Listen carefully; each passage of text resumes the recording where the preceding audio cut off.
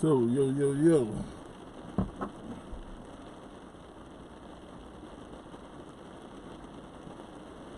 So, yo, what's going on with y'all? This is quarantined in time. So, just make sure that we're getting there. But yeah, so a lot of relationships being tested right now. And I'm here to tell y'all to hold on, because this is a test. This is an emergency test system for your relationship. Because I see it's a lot of people at home that normally ain't home together. Like, normally how relationships work, it's kind of like your kids. And everybody knows you love your kids. But what do you be needing? You be needing that daycare break. You be needing that school break away from your kids. Because, you know, it's a hell of a job. So you got to commend these teachers. And they're homeschooling.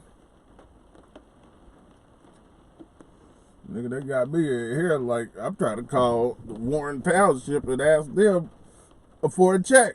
Like, nigga, you ain't know I'm about to go through this. You ain't tell me my son didn't know how to read. No, just say that. But on another real note, I'm just getting on here to talk to y'all because maybe it's strategically planned out to break up people. Because they know that if you put a whole bunch of niggas in one spot with limited resources, them niggas gonna get into it. Them niggas gonna be fighting and picking at each other. So, if the niggas would do this, and this is niggas like men and women, just niggas, like a certain people in an area, what do you think's gonna happen when they are in the house, in the home together? Somebody that's not mentally ready, that home's gonna be destroyed. It's gonna be broken up. Because the people ain't gonna be understanding that they going through the fire now, as the Bible speaks of. You've been tried. You're going through some trials and tribulations right now. But you succumbing to them. You letting them take advantage. You letting them take over, basically. So my advice to y'all is to pray and to put on the other person's shoes and try to understand where they're coming from. Try to understand their situation. If you have somebody that you know that knew panicked when money got tight before the quarantine, just expect that it's gonna be a lot of panicking, and you have to prepare yourself for that the night before. So you just lay down, you like, man, like, okay, this is the thought. This motherfucking bitches keep on complaining, man, I'm out of here. I'm leaving. And you know, that's understandable because somebody getting on your nerves. Maybe you do need to leave. But see, a lot of y'all are finally leaving, finally, like, I'm out of here forever. No, you don't. You need a break. Take breaks away from each other. Go to somebody's house you know that is quarantined and clean too. You know, go check people out. But my number one thing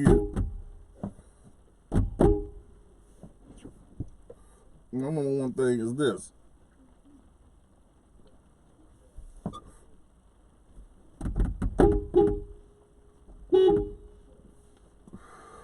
This nigga right here, he going in the house. But my number one thing is, don't let them break you apart.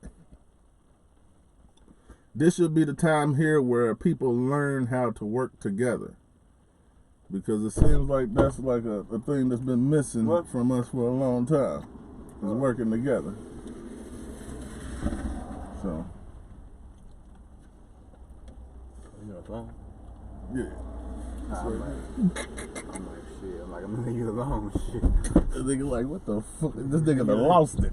Hell yeah. This nigga here like, man, like he's just giving a lesson and nobody's in the car. Hey, Give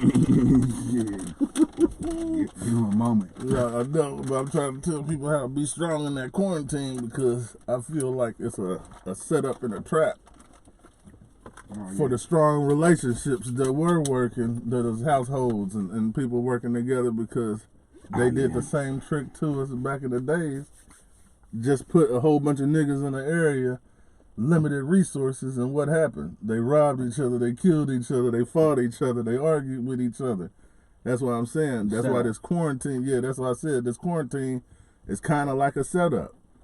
Because as you see, it's a lot of celebrities that was coming out like, man, Monique started it. I looked at my girl, I was like, well, maybe my girl, you know what I mean, she's playing like everything's all right, but in reality, she's feeling suffocated.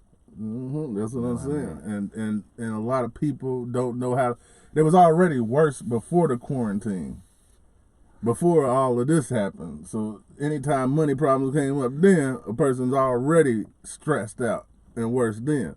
So you just imagine the pressure. It's like you just turn the steam all the way up on them. Just turn the steam all the way up on them, man. Let's see if they can handle it. Let's see if they can take it. To their bus. And that's where I said a lot of relationships is failing now because they had breaks away from each other. Like, you love your kids, but guess what? When you was working and your kids went to that daycare or that school, you needed that daycare and that school time. So kids ain't no different than adults. It's the same thing. It's because you love the hell out of your kids just like you'll love the hell out of your spouse. But guess what?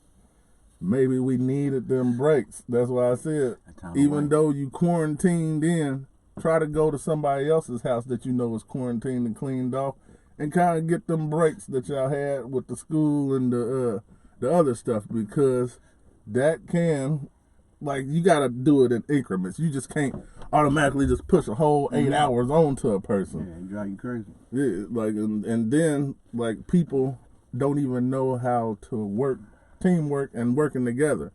They ain't have that before, and this is the time when you need it the most.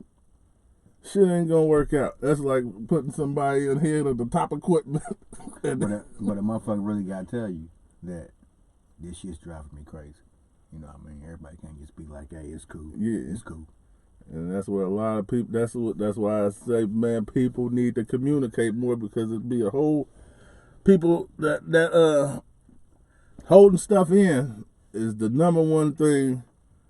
That's like, okay, when I do my little research on suicides and people that killed themselves, the number one thing that they did was hold in the bad. They held it in. They ain't let people know. Because guess what? Somebody could have been actually stepping on or walking on you, but they didn't know that they were stepping or walking on you. And then you make them aware of it, and then they cut it out. Right. But see, if you hold it in, you'll be running around here to where you just feel like everybody hates me, the world is against me, and all this other stuff. Why am I here? Why should I be here? Yep. And that's what I'm saying. That's why Big Sean dropped that album. I was like, man, that's some real stuff right there. Because he was like, man, just let my niggas know that I'm always going to be there for y'all. If y'all ever down and feeling like that, nigga, pick up the phone. I'm flying wherever you at. If I'm in California, then I'm flying to New York. And that's a real nigga. That's why I respect Big Sean. He dropped an album I suggest y'all go out and support him too. Oh yeah, Big Sean got some good shit. But like I was saying, that quarantine stuff is just testing y'all relationship strength.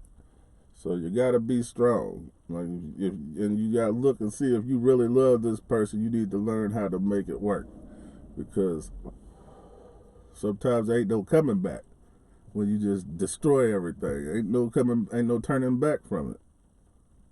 And sometimes you regret it. Sometimes it was the best thing you could have did, but you don't know until you do it. And I just don't want y'all to be regretting it at the end. So y'all go ahead and like, share, and subscribe to it. YouTube, they got the paddle. They got the principal paddle on me. I don't know what the heck is going on, but I'm doing the right thing. Look, I'm doing the right thing, but I'm breaking the rules. I don't know what the heck's going on, but I see they put commercials back on my last live that I did, so we're gonna do this one right here. We're gonna see if commercials go on this. But the number one thing is, because I don't care about that, because I'm starting to feel like I'm at the gas station asking you niggas for $1. And I would never do nothing like that in life. I'd go, if I ever had to, I would save up the money and buy something to where I can go out and work for money. So I don't understand their end game with it. That's why I really don't support it like that. Because I'm like, man, what are you about? Like every time they ask me, I'm asking them, what are you about to do with the money, man? What are you about to do with this money I'm about to give you, man? Like, what are you saving up for something, or you just going to get some KD, some liquor, some drugs? Like, shit, fuck it. But y'all subscribe, hit that like, hit that share button, because you can learn something. Maybe you can help me learn something. But the whole thing is, we learning. That's what we need to be doing, is learning. And we need to learn from this situation to be ready, because I definitely was prepared. I went to the grocery store, did all that stuff that the people talked about when the times come to this. I got the jasmine rice, I got the beans, I got the canned food, I got all of that stuff. Really didn't need all of it, but could never be too careful. So I'm going to go ahead and get on out of here. Y'all enjoy yourselves. Y'all enjoy this time with your family and learn to love one another and look at all. That's what I'm saying. See, this is what society has done now. And I'm going to help y'all come up out of the trance. Society has taught us to focus on all the bad and not the good. So if you focus on the bad, all the bad, it's going to seem like you hate something that you love, because you're only focusing on the bad. So let's take that time out and focus on that good, because you know what they say, because I used to do this. Well, I had this problem before. That's why I think I could be a psychiatrist. But I used to have a negative attitude, and everything was a negative outcome. And I could never get it, but I always heard, change your attitude, man, and stuff is gonna go right. Positive shit's gonna come. Like, and then when I did it, it came. And I like the positive better than the negative. And a lot of people are like, man, why ain't you the same person, nigga? Because the negative me was killing me. And people don't get that. So turn positive, live longer. Go negative, die quicker. And that's gonna be the message of the day. Oh shit. There you go. And I'm out. That motherfucker wasn't even on me. None of the video. But I hope y'all got the message. I guess when I put it over there, that motherfucker just slid. What you mean? What's this right here? Oh, it was on me? Yeah, it's on you. I'm looking at you. No, I mean now it is. But I'm saying, no, like, I was looking at you. the whole time? Yeah, I was looking at that motherfucker. Yeah. I was looking at, it took me a while to get in there, because I wanted to make sure that, you know what I mean, see, that'd be important too, to make sure that your shit's right, you know what I mean? That's why I was looking. I was like, let me see if I can get in this motherfucker. oh, yeah. Yeah, you was on there. See, look, you good.